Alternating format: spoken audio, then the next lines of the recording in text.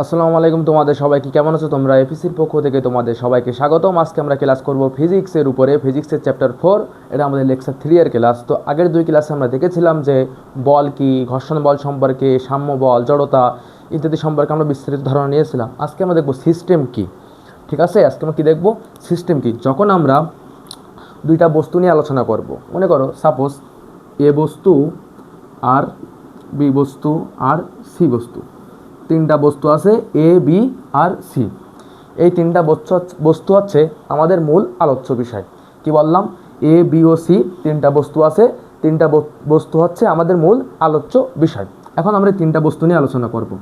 এ বস্তু বি বস্তুর উপরে যে বল প্রয়োগ করে, সে বলটা যদি এফ অফ এ বি হয়, আর বি বস্তু এ বস্তুর উপরে যে বল প্রয়োগ করে, সে বলটা যদি এফ অফ বি এ হয়। ঠিক আছে, দুইটা বস্তু দুইজনের উপরে বল প্রয়োগ করলো। এখন এ বস্তু সি বস্তুর উপরে যে বল প্রয়োগ করবে, সেটা যদি এফ অফ এ সি, আর সি বস্তু এ বস্তুর উপরে যে বল প্রয়োগ করবে, সেটা যদি minus of F of C A হয়, এটা হবে minus of F of B. Minus কেন হবে? কারণ আমরা জানি নিউটনের তৃতীয় সূত্র অনুযায়ী কোনো বস্তু যদি কোনো বস্তুর উপরে ক্রিয়া বল প্রয়োগ করে, তাহলে অন্য বস্তুটি সেই বস্তুর উপরে তার প্রতিক্রিয়া বল প্রয়োগ করবে, আর প্রতিক্রিয়া বলের মান হবে তার সমান ও বিপরীত। ঠিক আছে, এখন যদি সি বস্তু বি বস্তুর উপরে এফ অফ বিসি বল প্রয়োগ করে, এফ অফ সিবি বল প্রয়োগ করে, সি বস্তু যদি বি বস্তুর উপরে এফ অফ সিবি বল প্রয়োগ করে, তাহলে বি বস্তু সি বস্তুর উপরে এফ অফ বিসি বল প্রয়োগ করবে, আর হবে বলটির মান হবে কি? ঋণাত্মক। তো আমরা এইভাবে একটি সিস্টেম তৈরি করতে পারি। সিস্টেম কি? আমরা যা কিছু নিয়ে আলোচনা করব তার সেটকে বলা হবে সিস্টেম। ঠিক আছে, যদি আমাদের আলোচ্য বিষয় হয় তুমি আর আমি, তাহলে তুমি আর আমি দুজন কি সিস্টেমের অংশ। বাদ বাকি যা কিছু থাকুক, বাদ বাকি যা কিছু আছে, সেগুলো কিন্তু আমাদের সিস্টেমের কোনো অংশ না। কি বললাম? আমরা যা কিছু নিয়ে আলোচনা করব তার সেটকে বলা হবে সিস্টেম। আমরা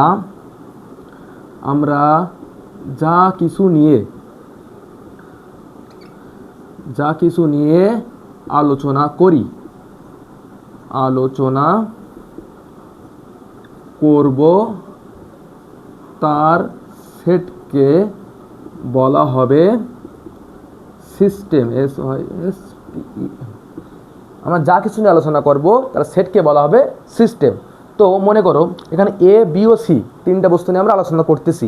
তো এ, বি ও সি তিনটা বস্তু কি আমাদের সিস্টেমের অন্তর্ভুক্ত। যদি এখানে পৃথিবী, চাঁদ, সূর্য আরও অনেক কিছু আছে, সেগুলো কিন্তু আমাদের সিস্টেমের অন্তর্ভুক্ত না। এখানে এ, বি, সি তিনটা আমাদের সিস্টেমের অন্তর্ভুক্ত। এখন আসো, সিস্টেমের যে মোট বল, সামেশন অফ এফ অফ সিস্টেমের মোট বল আমাদের দুইটা বলের উপর নির্ভর করে। এটা হচ্ছে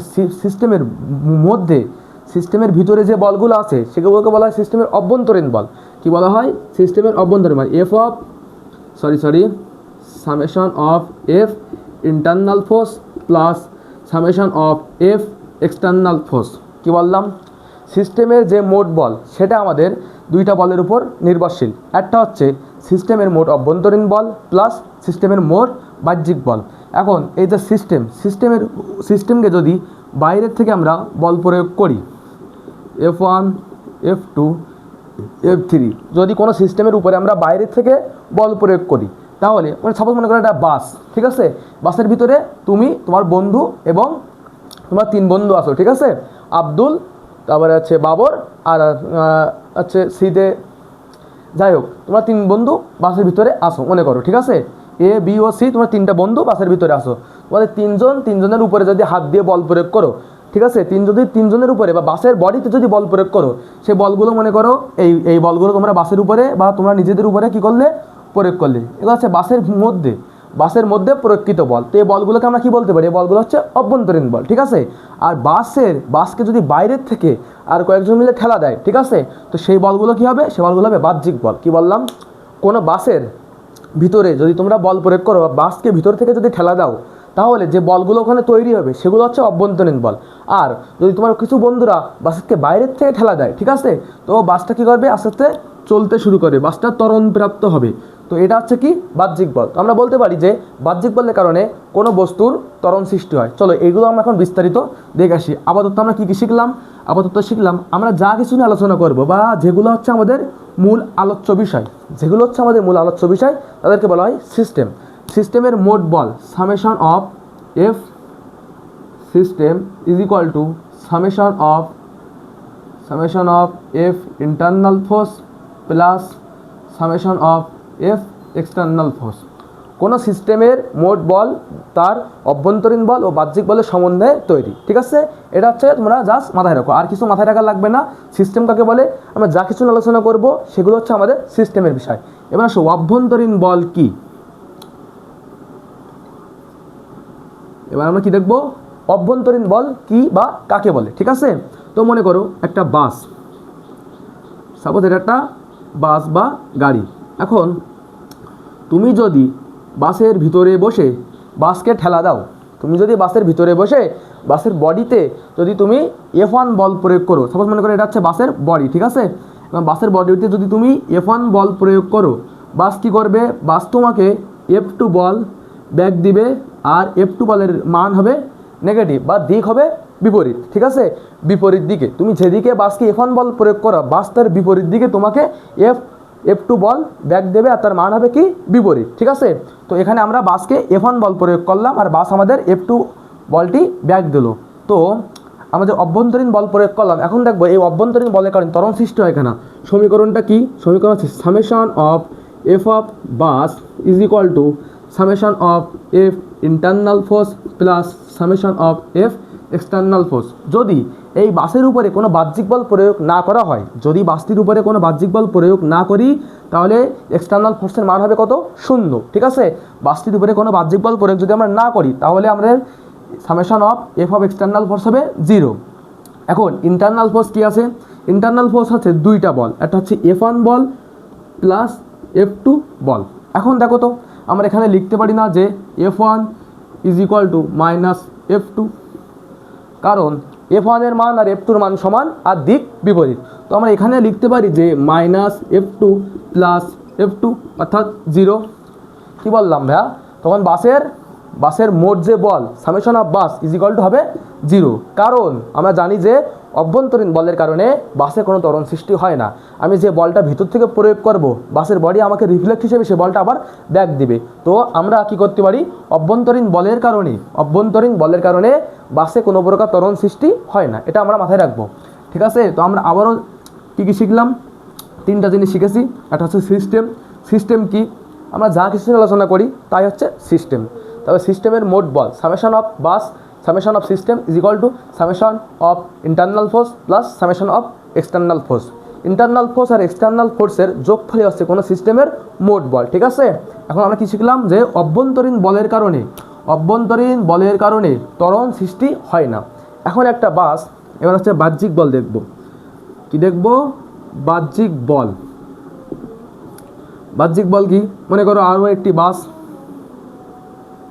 ঠিক আছে, আবার একটি বাস। এখন এই বাসটিকে আমরা কিছু লোক মিলে বাইরে থেকে ঠেলার চেষ্টা করলাম। তো বাসটা মনে করো সিস্টেম, এই সিস্টেমের বাইরে থেকে আমরা বল প্রয়োগ করতেছি। এখন যখন সিস্টেমের বাইরে থেকে বল প্রয়োগ করব, সিম্পলি আমরা বলতে পারি বাসটা কী হবে, ত্বরণ প্রাপ্ত হবে। চলো এটা আমরা দেখে আসি। আমাদের ইকুয়েশান হচ্ছে summation of bus is equal to summation of internal force plus summation of external force.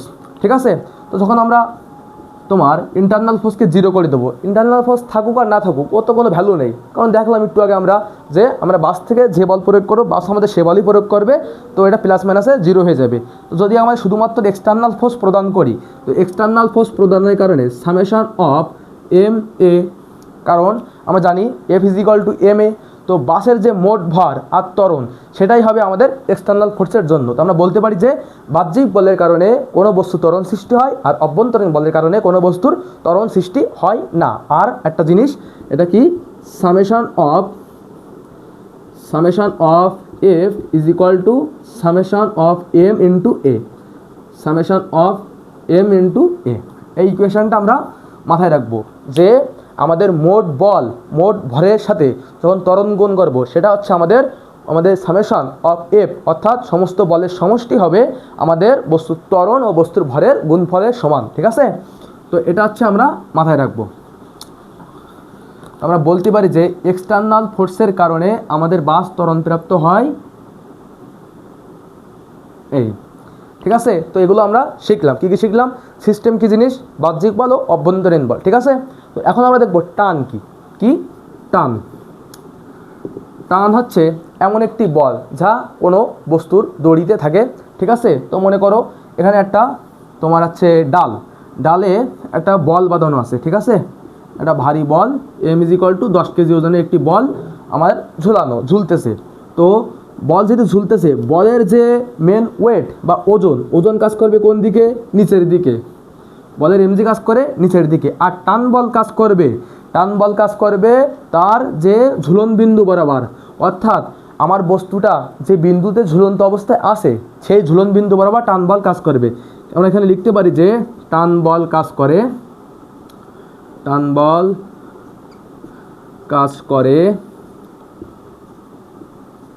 Jhulan বিন্দু বরাবর। টান বল কাজ করে কি?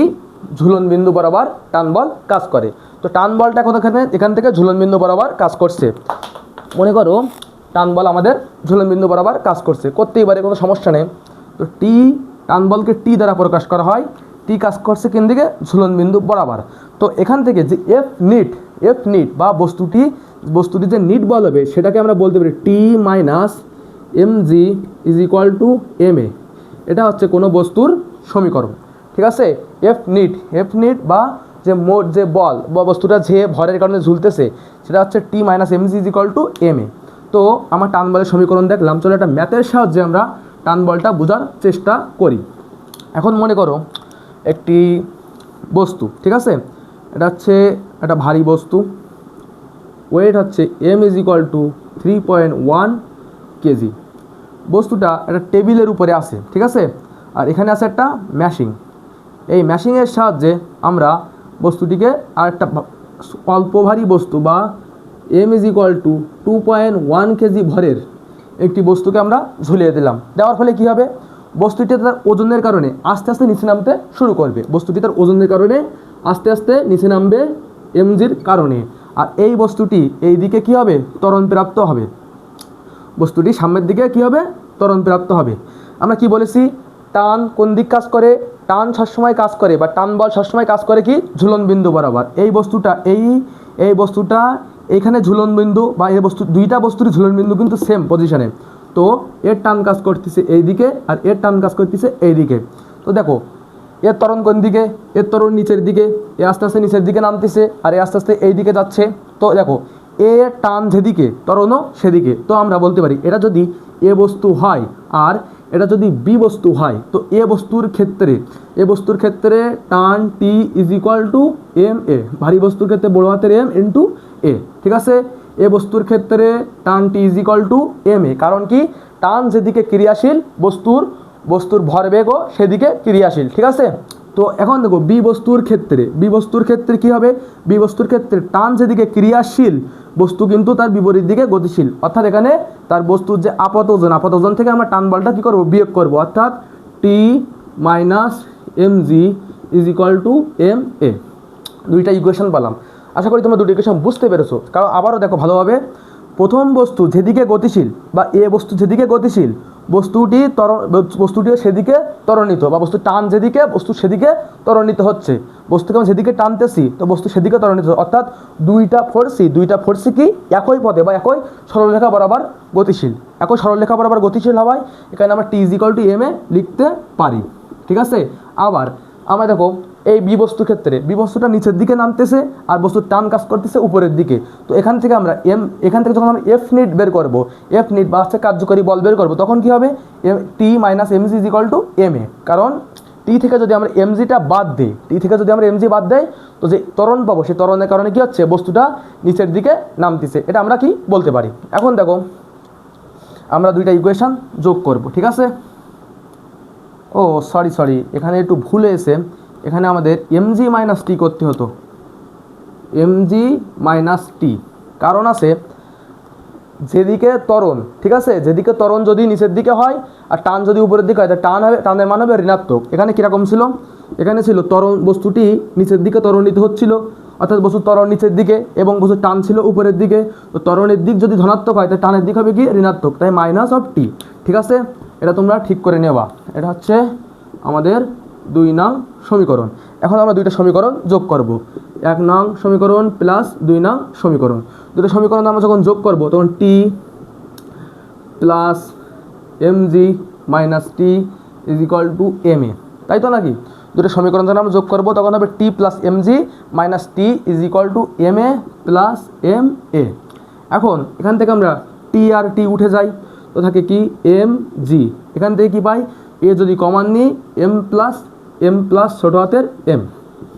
এখান থেকে আমরা যখন আমরা এর মান বের করতে চাইবো তখন a is equal to mg divided by বড় হাতের m প্লাস ছোটো হাতের m। তো এখানে ত্বরণের মান বের হবে 3.626 মিটার পার সেকেন্ড স্কোয়ার। এটা হচ্ছে আমাদের ত্বরণের মান বেরোবে। তোমরা এম এর মান, ছোটো হাতের এম এর মান কত ছিল 2.1, বড় হাতের এম এর মান ছিল কত 3.1, আর জির মান আমরা সবাই জানি কত 9.8 মিটার পার সেকেন্ড স্কোয়ার। বসানোর পরে তোমরা ত্বরণের মান পাবো কত 3.626। ঠিক আছে, তো এইভাবে তোমরা দুটো ইকুয়েশন বের করে নিয়ে দুটো ইকুয়েশন সলভ করার মাধ্যমে তোমরা ত্বরণের মান বের করতে পারবা। এখন যখন তোমরা ত্বরণের মান বের করতে পারবা তখন তোমরা অবশ্যই টান বলের মানও বের করতে পারবা, কারণ 1 নং সমীকরণে ছিল টান বল টি is equal to M A, অর্থাৎ টান বল টি ইজ ইকুয়াল টু 3.1 ইন্টু 3.267। আমরা টান বলের মানটা বের করি, 3.1 ইন্টু 3.267, 10.167 নিউটন। এটা হচ্ছে আমাদের টান বলের মান। তো আমরা দেখলাম টান বল কি, টান বলের মান কীভাবে বের করতে হয়। আমরা প্রথমে শিখলাম কি সিস্টেম, আর পরে শিখলাম টান বল। আশা করি এই দুটো জিনিস সম্পর্কে তোমাদের একটু হলে ধারণা দিতে পেরেছি। এখন চলো দুইটা বস্তুকে ক্লিয়ার করা যাক। ঠিক আছে, যে সিস্টেম আর টান বল এই দুইটা জিনিসকে আমরা এখন ক্লিয়ার করব। তো মনে করো একটা ভারী বস্তু আছে, 15 কেজি ভরের একটি বস্তু, m1 is equal two 15 KG. ঠিক আছে, এবার আরেকটা বস্তু আছে এখানে m2 is equal two 10 KG.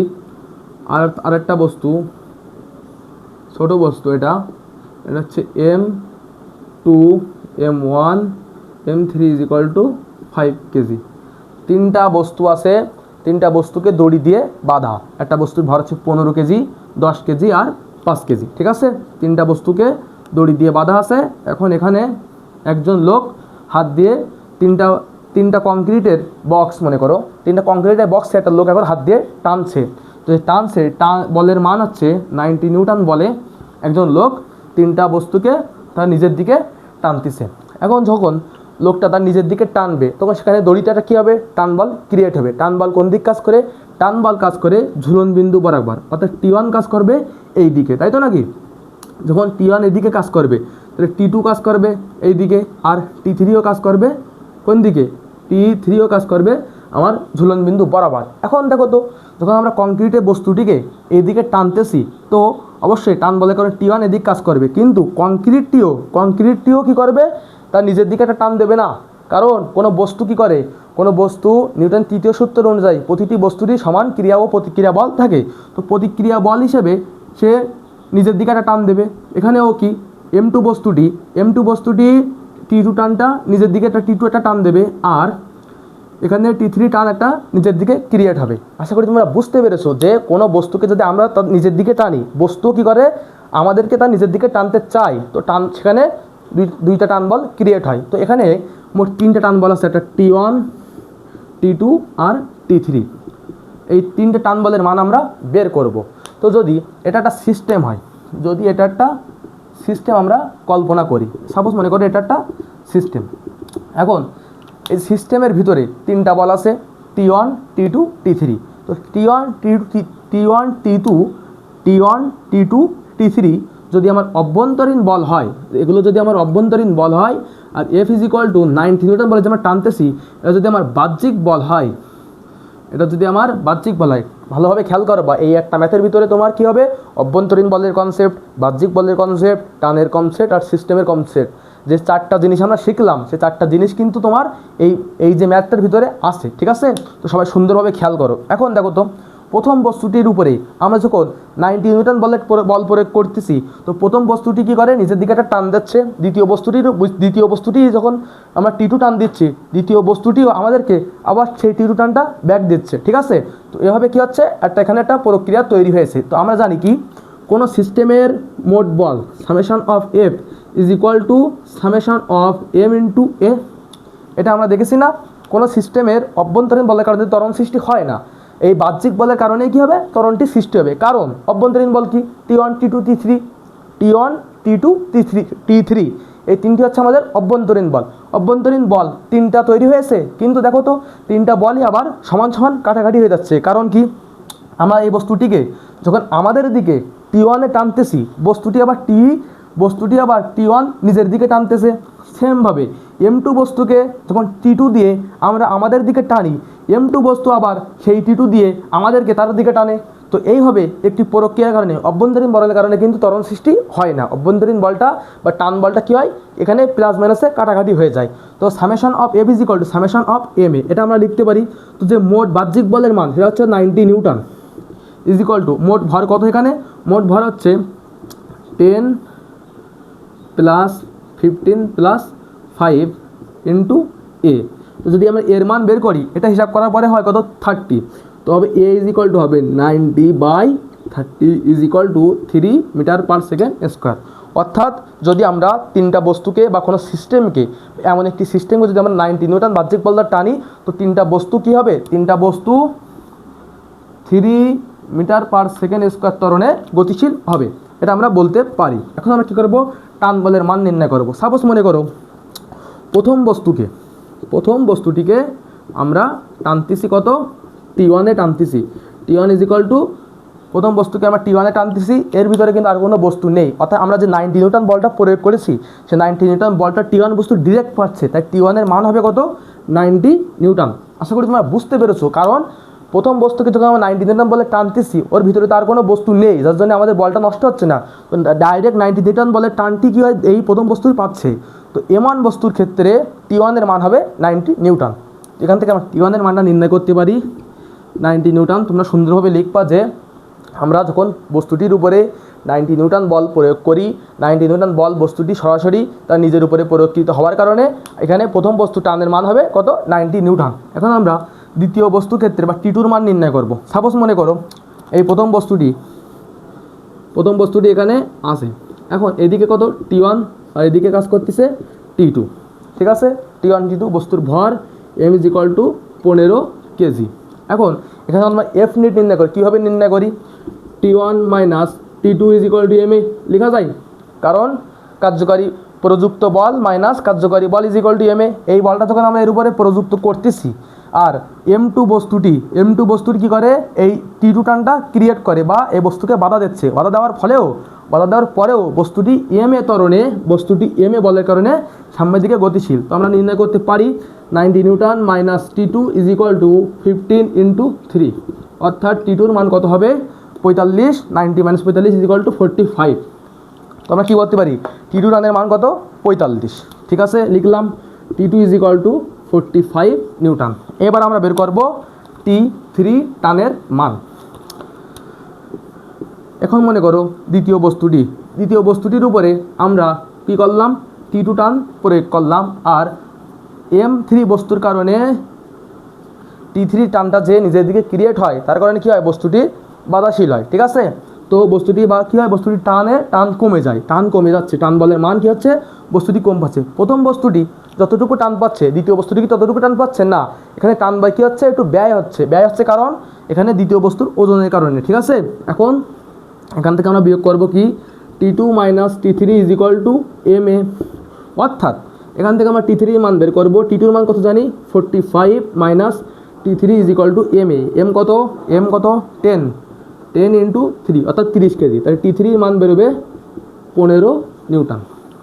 T1-এর মান কত, 90, T2-র মান হচ্ছে 45, আর T3-র মান হচ্ছে 15 নিউটন। এখানে আমরা 3টা বস্তুরই টান বলের মান বের করলাম। তো আমরা আজকের ক্লাসে কী শিখলাম, প্রথম শিখলাম সিস্টেম কাকে বলা হয়। আমরা যা কিছু নিয়ে আলোচনা করি তা সবই হচ্ছে সিস্টেমের অন্তর্ভুক্ত। সামেশন অফ সিস্টেমের মোট বল দুইটা জিনিসের উপর নির্ভর করে, একটা হচ্ছে তার বাহ্যিক বল আর একটা হচ্ছে অভ্যন্তরীণ বল। তারপরে কি শিখলাম? টান, তার আগে সেই অভ্যন্তরীণ বলের কারণে আমাদের বস্তু ত্বরণ প্রাপ্ত হয় না। বস্তু যে মূলত ত্বরণ প্রাপ্ত হয় সেটা হচ্ছে বাহ্যিক বলের কারণে, সেটা আমরা দুইটা উদাহরণের মাধ্যমে দেখেছি। তারপরে দেখলাম টান। আমার টানের ক্ষেত্রে খেয়াল রাখতে হবে, টান সবসময় কাজ করে কোন দিকে? ঝুলন বিন্দু বরাবর। আর টানের দিক আর ত্বরণের দিক যদি একই হয়, যদি ত্বরণের দিক আর টানের দিক যদি সেম হয়, তাহলে আমরা T=ma লিখতে পারি। আর যদি ত্বরণের দিক আর টানের দিক বিপরীত হয়, ত্বরণের দিক আর টানের দিক যদি বিপরীত হয়, তাহলে আমরা কি করব? সেক্ষেত্রে সেক্ষেত্রে আমরা কার্যকারী বল বের করবো। mg মাইনাস T=ma, এই ফর্মুলাটা সেখানে আমরা ইউজ করতে পারি। আর লাস্টে কি দেখলাম? যখন তিনটা বস্তুকে রশির সাহায্যে বেঁধে টানা হচ্ছে, তখন এক এক ক্ষেত্রে কিন্তু তার টান বলের মান কমবে। কোনো বস্তুটি, এখন যদি আমরা এই বস্তুটির উপরে T1 টান দেই বা T1 টান যদি ঝুলন বিন্দু বরাবর কাজ করে, তাহলে সেমভাবে T1 টানও কিন্তু তার নিচের দিকে কাজ করবে, কারণ বস্তুটিও তাকে নিচের দিকে টানে। তো এভাবে আমরা টান বল দেখলাম আর দুটো ম্যাথ দেখলাম। আশা করি তোমাদের টান সম্পর্কে আর সিস্টেম সম্পর্কে কোনো সমস্যা হবে না। আসসালামু আলাইকুম সবাইকে।